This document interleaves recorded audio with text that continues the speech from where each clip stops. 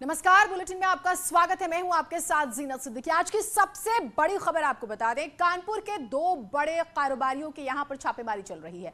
इत्र कारोबारी पीयूष जैन और पान मसाला कारोबारी के अग्रवाल के घर पर अहमदाबाद से आई डीजीजीआई और इनकम टैक्स की टीम ने छापा मारा। छापेमारी के लिए पहुंची टीम अपने साथ नोट गिनने की मशीन लेकर आई थी। इस छापेमारी में अब तक करीब 163 करोड़ रुपयों की बरामदगी हो चुकी है। नोटों की गिनती के लिए बैंक के अफसरों की मदद ली जा रही है। तस्वीरें भी आप देख रहे हैं स्क्रीन पर, और इसके बाद बरामद हुए रुपयों की सही जानकारी जो है वो मिल पाएगी कि दरअसल ये पूरी रकम है कितनी। बता दें कि इत्र कारोबारी पीयूष जैन और पान मसाला कारोबारी के अग्रवाल के घर पर छापेमारी की कार्रवाई अभी भी जारी है।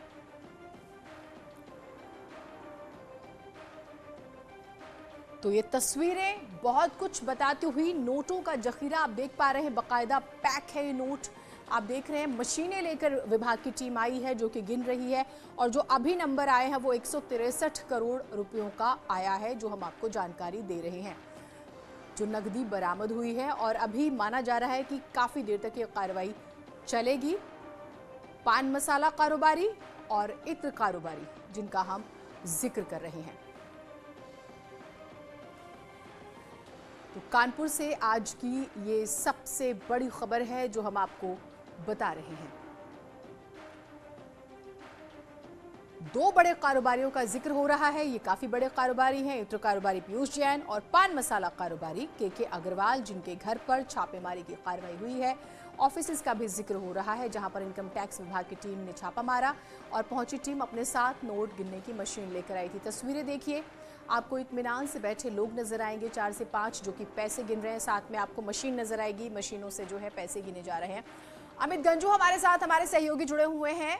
अमित जी, ये बड़ी कार्रवाई, तस्वीरें तो देख के सभी हैरान है, पैसे ही नजर आ रहे हैं, चारों तरफ मशीन नजर आ रही है। अब इस कार्रवाई के बारे में बताइएगा, कब ये शुरू हुई, कब तक चलेगी, क्या जानकारियां आ रही हैं?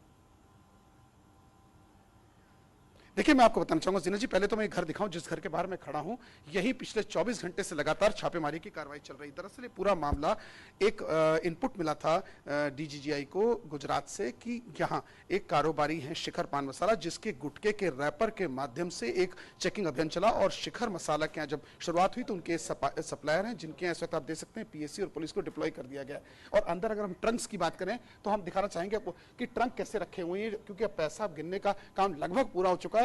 ये बाहर से ट्रंक मंगाए गए हैं लोहे के, इसमें और इनमें सब पैसा रखा जाएगा। क्योंकि अब फोर्स की बात की जा रही है तो फोर्स को और बुलाया जा रहा है, क्योंकि पैसे की जहां बात है वहां कुछ तो पुलिस के जवान और पीएससी की जहां तक नजर जा सके कैमरे की, पुलिस और पीएससी के जवान भी यहां लगा दिए गए। देखिए, पीएससी के जवान मुस्तैद किए, क्योंकि पैसे का मामला 160 करोड़ के आसपास का ये बताया जा रहा है। और इस पैसे को लेकर अब कहां जाना है, ये चेस्ट में जाएगा कि क्योंकि इनकम टैक्स के ऑफिसर्स को बुलाया गया, इसलिए आप देख सकते हैं कि आरआरएफ तक की टीम, छठी वाहिनी मेरठ की जो यहाँ रिजर्व रहती है, उसको भी इसमें बुलाया गया है। यानी पुलिस के जवानों की देखने में पैसा जाएगा, क्योंकि अभी तक ये बताने की उस स्थिति में नहीं कि आखिर 160 करोड़ के आसपास की जो कैश वैल्यू है ये कहां से आई। क्योंकि शिखर पान मसाला का जो पूछताछ चली, उसके बाद ये इत्र के कारोबारी, इनसे जुड़े एक कारोबारी के अग्रवाल के यहाँ पूछताछ चली। उसके अलावा और उनके एक बंधुओं की, अगर आप देखें पीएससी की ट्रक तक आ चुकी है। ठीक सामने हम दिखाना चाहेंगे, देखिए पीएससी को तक बुला लिया गया है। सामने ट्रक हमारे ठीक सामने, इसमें पीएससी के लगभग एक कंपनी पीएससी बुलाई गई है।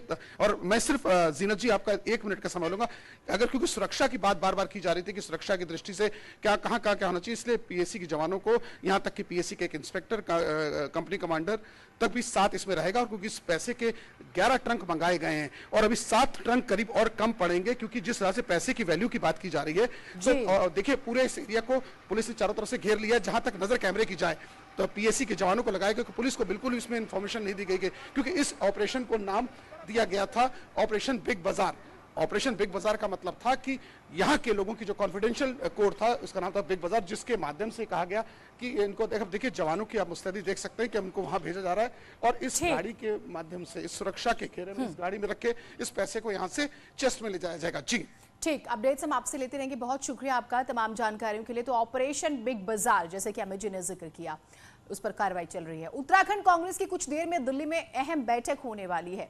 हरीश रावत का हम जिक्र करेंगे। उनके ट्वीट के बाद ये बैठक हो रही है। बैठक में कांग्रेस के राष्ट्रीय महासचिव केसी वेणुगोपाल के साथ ही प्रदेश प्रभारी देवेंद्र यादव, प्रदेश अध्यक्ष गणेश गोदियाल, हरीश रावत और प्रीतम सिंह भी बैठक में शामिल हो रहे हैं। बैठक में प्रदीप टम्टा और किशोर उपाध्याय को भी तलब किया गया है। बताया जा रहा है कि बैठक में राहुल गांधी भी शामिल होंगे। सूत्रों की माने तो आलाकमान ने लगभग हरीश रावत की बात मान ली है। हरीश रावत की प्रियंका गांधी से बात हुई है और माना जा रहा है कि प्रियंका गांधी जो है कुल मिलाकर हरीश रावत को राजी करने में कामयाब हुई है।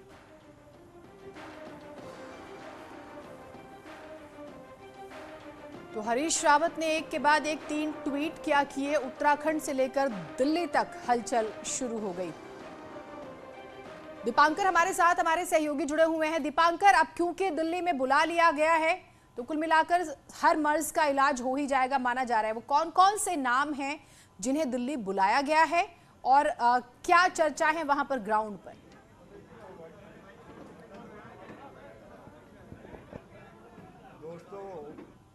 आज जो दिल्ली में बैठक होने वाली है उसमें हरीश रावत, प्रीतम सिंह, गणेश गोदियाल, प्रदेश प्रभारी माफ कीजिए देवेंद्र यादव, इसके अलावा किशोर उपाध्याय जो पूर्व प्रदेश अध्यक्ष रह चुके हैं, यशपाल आर्य के भी बैठक में बुलाए जाने की खबरें और बाकी कार्यकारी अध्यक्षों से भी, जो 4 कार्यकारी अध्यक्ष हैं यहाँ पर, चाहे उसमें भुवन कापड़ी हो, जीतराम हो या फिर तिलकराज बहड़ हो या फिर चौथे जो रणजीत रावत है, इन सबको भी बुलाया गया। अलग अलग बातचीत होगी।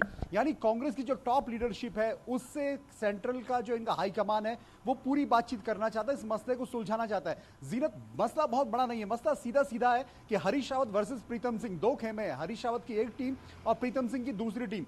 हरीश रावत कैंप चाहता है कि हरीश रावत को फेस बना के इलेक्शन लड़ा जाए और अगर हरीश रावत को चेहरा बना के इलेक्शन लड़ा जाएगा तो 2022 में कांग्रेस सत्ता में लौट पाएगी। प्रीतम सिंह खेमा मानता है कि हरीश रावत के नाम पर चुनाव नहीं होना चाहिए, चुनाव ओपन होना चाहिए। आपने क्योंकि प्रीतम सिंह का जिक्र किया दीपांकर, मैं आपके पास आती हूँ। रवि सिसोदिया हमारे साथ जुड़े हैं। रवि के साथ प्रीतम सिंह जी मौजूद हैं। रवि, जरा बातचीत कीजिएगा। कुल मिलाकर क्या कांग्रेस में सब कुछ आज ठीक हो जाएगा? सारे कलेश पे फुल स्टॉप लग जाएगा क्या? बिल्कुल बिल्कुल, हमारे साथ प्रीतम सिंह जी खुद है, उनसे बात करते हैं। प्रीतम सिंह जी, जिस तरह का विवाद उत्तराखंड में चल रहा है, क्या ऐसा माना जाए कि सारे जो विवाद है उसको विराम लग जाएगा? देखिए, उत्तराखंड में कोई विवाद नहीं है। राज्य के अंदर कांग्रेस का एक एक साथी राज्य के अंदर कांग्रेस की सरकार बनाने के लिए कृत संकल्प है। राष्ट्रीय अध्यक्ष सोनिया गांधी जी राहुल गांधी जी में पूरी आस्था रखता है और कांग्रेस और सोनिया जी राहुल जी के हाथों को मजबूत करना चाहता है। लेकिन सर, वो सबसे बड़े चेहरे हैं आपके हरीश रावत वहां से, अगर उनका इस तरह का ट्वीट आता है तो वो कहीं ना कहीं इस बात को दर्शाता है कि वहां पे संगठन में सब कुछ ठीक नहीं चल रहा है। देखिए, अब हरीश रावत जी ने जो ट्वीट किया है उस ट्वीट पर मैं कोई टिप्पणी करूं कदापि उचित नहीं है। उस ट्वीट के बारे में आप रावत जी को पूछें तो ज्यादा बेहतर होगा। लेकिन सर, वो चाहते हैं कि जो चुनाव होने वाले हैं उसमें चेहरा बनाया जाए। आप लोग की क्या रहेगी सर? कोई चेहरा बनाया जाएगा, किसी चेहरे को आगे रख के इस बार उत्तराखंड में पार्टी चुनाव लड़ेगी या फिर सामूहिक नेतृत्व पर चुनाव होगा? देखिए, ये निर्णय जो है राष्ट्रीय नेतृत्व लेता है। ये निर्णय लेने की हैसियत प्रीतम सिंह की नहीं है। हाँ, मैं कह सकता हूँ कि 2002, 2007, 2012 में हमने सामूहिक नेतृत्व में चुनाव लड़ा है और 2022 के इस चुनाव के परिप्रेक्ष्य में रवि, नेतृत्व ने सामूहिक नेतृत्व की बात कही है तो हम उसके अनुरूप चल रहे हैं। अभी निर्णय लेना चेहरा होगा नहीं होगा ये राष्ट्रीय नेतृत्व तय करेगा। ठीक है रवि, हो सके तो 2 सवाल पूछेगा। एक तो ये कि क्या हरीश रावत दबाव बनाने की कोशिश करे, दबाव की पॉलिटिक्स, और दूसरी बात ये पूछेगा कि क्या इस समय पे ट्वीट आने से कांग्रेस पार्टी को नुकसान नहीं होगा क्या आने वाले चुनाव में? बिल्कुल बिल्कुल। प्रीतम जी, आप इससे पहले अध्यक्ष भी रहे हैं और भी नेता प्रतिपक्ष भी हैं, तो क्या आपको लग रहा है कि वहां पे हरीश रावत जी संगठन के ऊपर दबाव बनाने की कोशिश कर रहे हैं, क्योंकि वहां के बड़े कद्दावर नेता भी माने जाते हैं? मैंने कब कहा कि हरीश रावत जी बड़े नेता नहीं है? मैं तो हमेशा कहते रहता हूं कि वो बड़े नेता हैं और प्रदेश के अंदर हम जो कांग्रेस के लोग हैं हमको समय समय पर जो है राष्ट्रीय नेतृत्व दायित्व देता है। मुझे पहले अध्यक्ष का दायित्व था, अब मैं नेता प्रतिपक्ष की जिम्मेदारी का निर्वहन कर रहा हूँ। तो जो दायित्व हमको दिया जाता है हम उसका पूरी निष्ठा के साथ जो है अनुपालन करते हैं, उसके साथ जो आगे बढ़ने का काम करते हैं।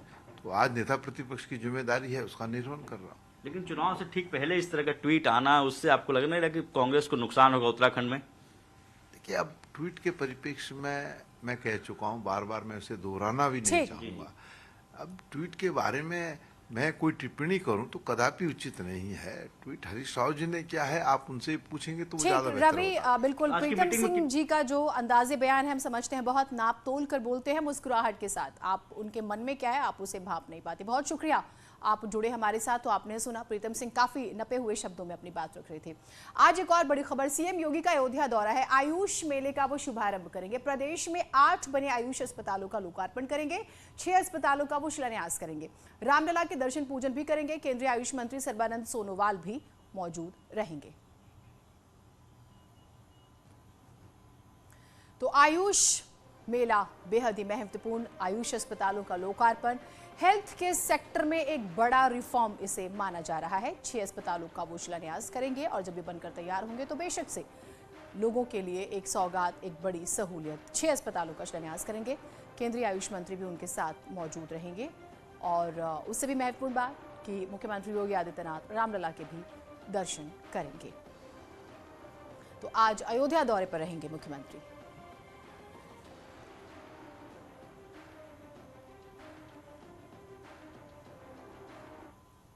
वहीं सीएम योगी की बात करें तो बहराइच दौरा भी है, वो जन विश्वास यात्रा में शामिल होंगे। सीएम कार्यकर्ताओं में जोश भरेंगे मुख्यमंत्री और अयोध्या से बहराइच जाएंगे। तो ये उनका एक और कार्यक्रम जो हम आपको बता रहे हैं।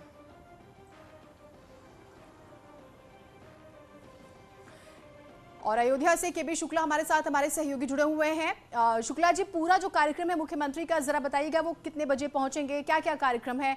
और मुख्यमंत्री आ रहे हैं तो सौगात तो स्वाभाविक है।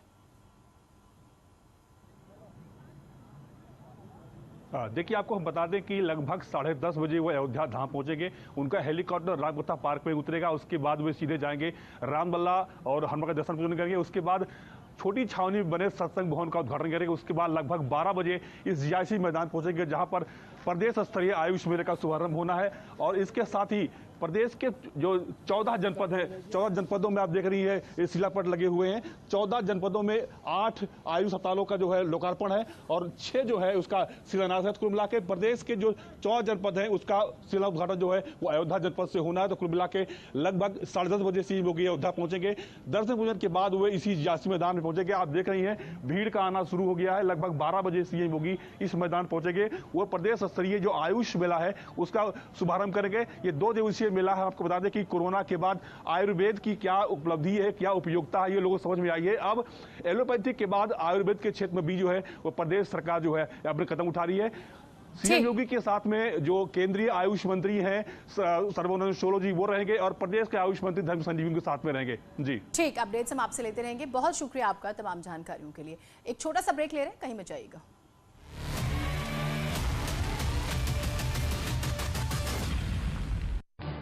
इस न्यूज हेडलाइंस के